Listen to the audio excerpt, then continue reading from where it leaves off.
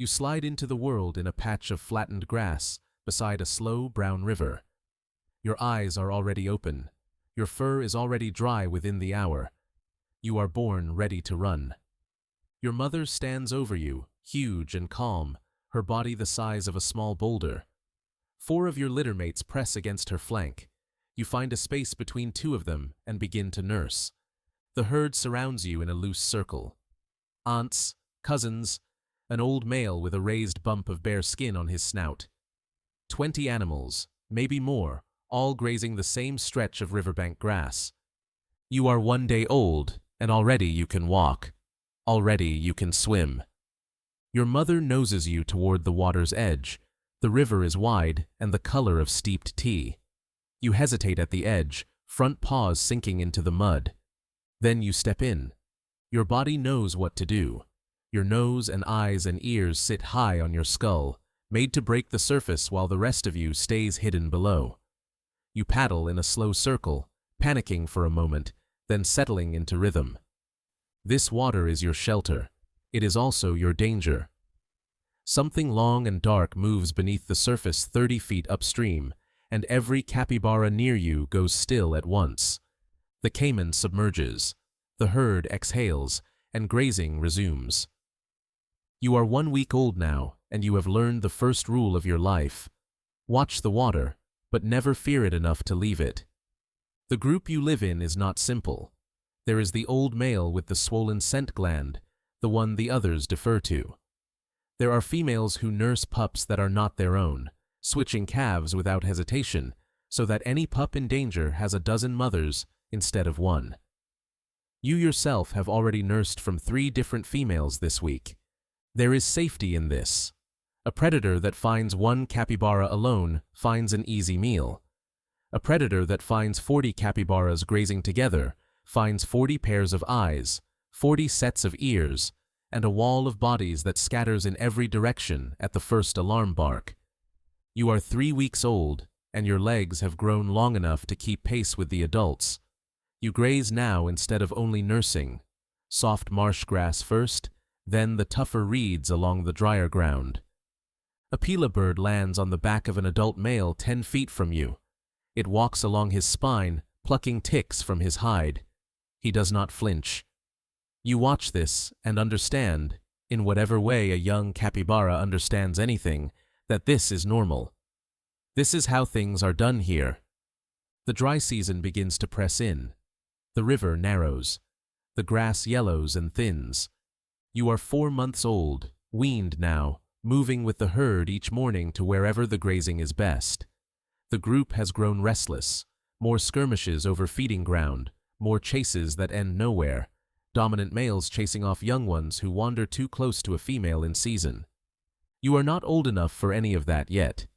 You are still small enough to be invisible to the politics around you, and for now, that is exactly where you want to be. The dry season deepens. Pools shrink to muddy scrapes.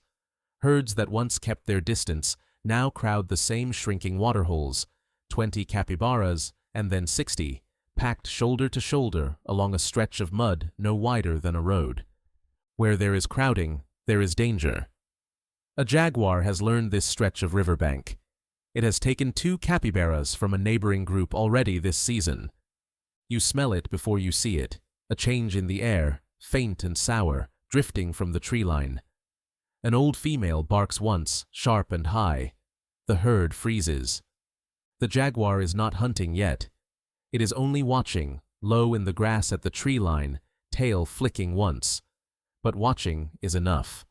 The herd moves as one body toward the water, and you move with it, submerging until only your eyes and nose show above the surface, floating in a loose raft of a dozen backs. You stay in the water for an hour before the herd trusts the bank again. The rains come back. The river swells. The grass turns green in a matter of days, and the herd spreads out across ground it could not reach for months. You are 8 months old, nearly full grown, 60 pounds of muscle and thick brown fur, the largest rodent on the continent, and built exactly for this world of mud and water and grass. You are 2 years old now. You have a scent gland of your own, small still, but growing.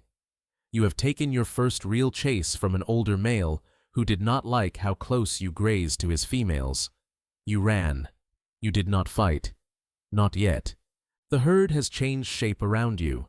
Some of the pups from your birth year are gone, taken by caiman or anaconda, or the slow attrition of a hard, dry season. New pups have arrived to replace them, born the same way you were, dropped into wet grass with their eyes already open. You have started to notice the females differently now. You have started to understand why the older males chase and posture and mark the grass with the gland on your snout that you, too, now carry. It is your fourth dry season. You are an adult now, dominant enough to hold a patch of riverbank grass against the yearlings who once grazed beside you as pups. You have sired offspring of your own this year, 3 pups nursing somewhere in the herd, though you could not say which ones without watching them closely, and no one here expects you to. The herd has taught you everything it will ever teach you. Stay near water, stay near others, watch the tree line, submerge and wait, never wander alone. You have watched an anaconda take a pup at the water's edge, fast and silent, gone before the herd could even bark its warning. You have watched a harpy eagle stoop from the canopy and lift a half-grown juvenile clean off the ground.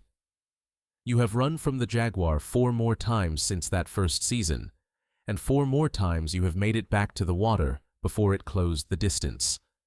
The 5th time, you do not make it.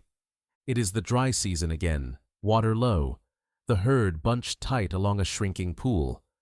The jaguar comes from the grass side this time, not the tree line, and the wind carries nothing to warn you. You hear the bark too late. You are at the edge of the group, not the center, and the edge is where it takes you. There is no drama in it. There is only speed, and then there is stillness. The herd scatters into the water and does not return to that stretch of bank for 3 days. Your pups are grown enough now to graze without you, weaned and independent, already learning the herd's rhythms the way you once did. Watch the water, stay close, submerge, and wait. One of them, a female with your same broad flat head and small round ears, stands at the river's edge on the morning after, front paws sinking into the mud. She hesitates. Then she steps in,